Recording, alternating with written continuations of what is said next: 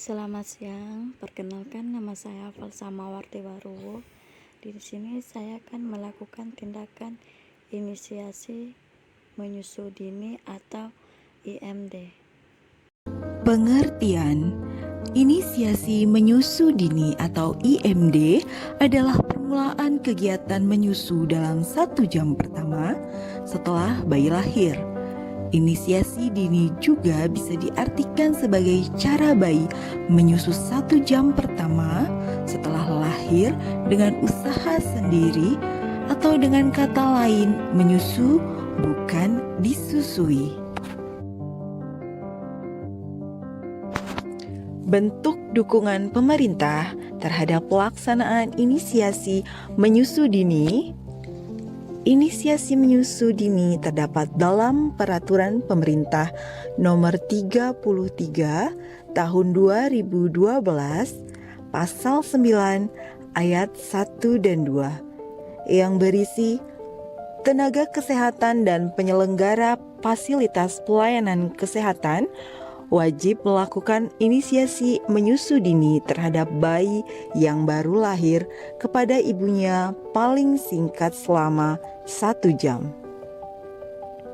Ayat 2, inisiasi menyusu dini sebagaimana dimaksud pada ayat 1 dilakukan dengan cara meletakkan bayi secara tengkurap di dada atau perut ibu sehingga kulit bayi melekat pada kulit ibu. Tahapan inisiasi menyusu dini. Yang pertama, 30 menit pertama stadium istirahat atau diam dalam keadaan siaga atau rest atau quiet alert stage.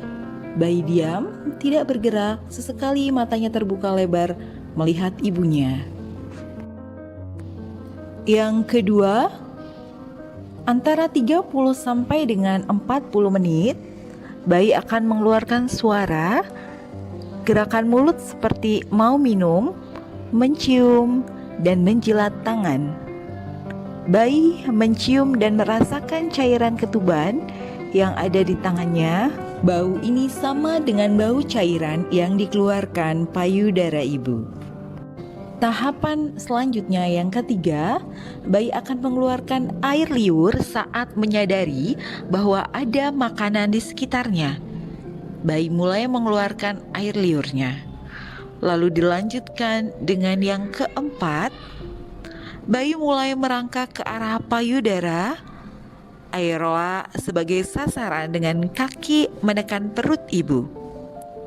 Bayi menjilat-jilat kulit ibu, menghentak-hentakkan kepalanya ke dada ibu, menoleh ke kanan dan ke kiri, serta menyentuh daerah puting susu dan sekitarnya. Dilanjutkan dengan fase yang terakhir, bayi akan menemukan, menjilat, mengulung puting, membuka mulut lebar, dan melekat dengan baik pada payudara ibu. Tahapan inisiasi menyusu dini ini berdasarkan Rusli tahun 2012. Manfaat inisiasi menyusu dini. Yang pertama, manfaat bagi ibu. Ibu dan bayi menjadi lebih tenang. Terdapat jalinan kasih sayang antara ibu dan bayi lebih baik sebab bayi siaga dalam 1 sampai dengan 2 jam pertama. Sentuhan, jilatan, usapan pada puting susu ibu akan merangsang pengeluaran hormon oksitosin. Dan manfaat yang terakhir yaitu membantu kontraksi rahim, mengurangi resiko perdarahan, dan mempercepat pelepasan plasenta. Sedangkan manfaat inisiasi menyusu dini bagi bayi, yang pertama menurunkan angka kematian bayi karena hipotermia. Yang kedua, menghangatkan bayi melalui dada ibu dengan suhu yang tepat. Dan yang ketiga, bayi mendapatkan kolostrum yang kaya akan antibodi. Hal tersebut penting untuk pertumbuhan usus dan ketahanan terhadap infeksi. Warning, inisiasi menyusui dini yang kurang tepat. Yang pertama, yaitu meletakkan alas kain pada dada ibu. Hal itu bisa menghambat proses terjadinya skin to skin antara ibu dan bayi. Lalu yang kedua yaitu bayi di bedong. Sama halnya dengan alasan yang pertama, dengan bayi di bedong, maka tidak akan terjadi kontak fisik antara ibu dan bayi. Yang ketiga yaitu bayi disusui dengan cara memasukkan puting susu ibu ke mulut bayi. Hal itu menyebabkan tidak terjadinya proses secara alamiah simulasi untuk mengenal air susu ibu secara dini dengan IMD. Yang keempat yaitu dilakukan bonding hanya sebentar. Hal tersebut menyebabkan keterbatasan kontak fisik antara ibu dan bayi. Dan yang terakhir, setelah melakukan pemeriksaan bayi, tidak segera dilakukan bonding atau dikembalikan ke ruang ibu, karena dengan alasan harus melakukan proses pemeriksaan seperti ditimbang, diukur, dicap, diajankan oleh ayahnya, diberi suntika, serta diberi tetes mata yang prosesnya cukup lama sehingga membatasi proses bonding antara ibu dan bayi. Video ini akan menunjukkan bagaimana membantu bayi melakukan inisiasi menyusui dini dalam konteks persalinan normal.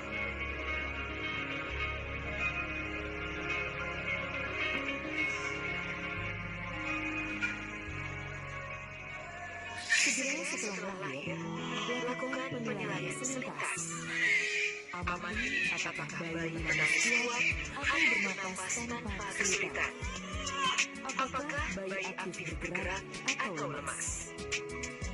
Setelah memutuskan bahwa bayi tidak perlu diresusitasi, keringkan bayi mulai dari muka, kepala, dan bagian tubuh lainnya dengan halus, kecuali bagian tangan tanpa membersihkan vernix. Bagian tangan tidak dikeringkan karena bau cairan amnion pada tangan bayi membantunya mencari puting ibunya. Jangan isap lendir di dalam mulut atau hidung bayi. Ganti handuk yang basah dengan handuk kering.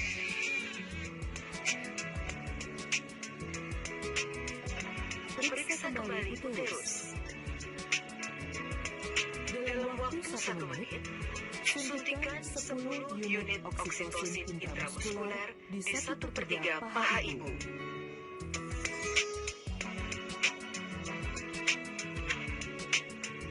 Pemotongan tali pusat dilakukan setelah 2 menit. Tali pusat dijepit dengan klem pada sekitar 3 cm dari dinding perut bayi. Tekan tali pusat dengan 2 jari, kemudian dorong isi tali pusat ke arah ibu. Lakukan penjepitan kedua dengan jarak 2 cm dari tempat jepitan pertama pada sisi ibu. Dengan satu tangan menjadi landasan tali pusat, memotong tali pusat di antara kedua klep. Kemudian, ikat puntung tali pusat dengan benang yang steril. Lingkarkan tali di sekeliling puntung tali pusat dan ikat untuk kedua kalinya dengan simbol mati di bagian yang berlawanan. Lepaskan klem dan masukkan dalam wadah yang telah disediakan.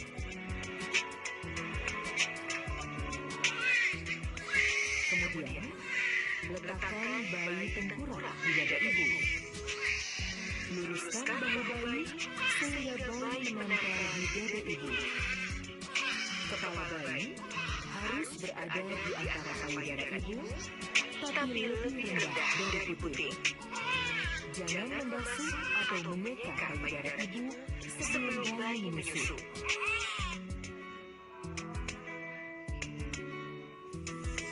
Tutupi ibu dan bayi dengan kain hangat dan pasang topi di kepala bayi.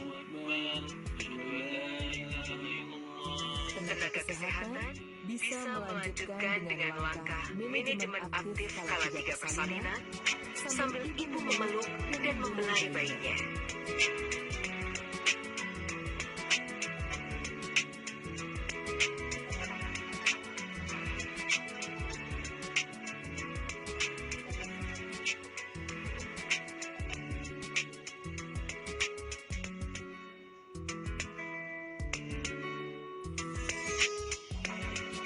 Bayi dibiarkan tetap melakukan kontak kulit ke kulit di dada ibu paling sedikit 1 jam. Selama sekitar 30 menit pertama, bayi akan waspada dan melihat sekelilingnya. Bayi akan meraba, merasakan, dan mencium keadaan di sekelilingnya.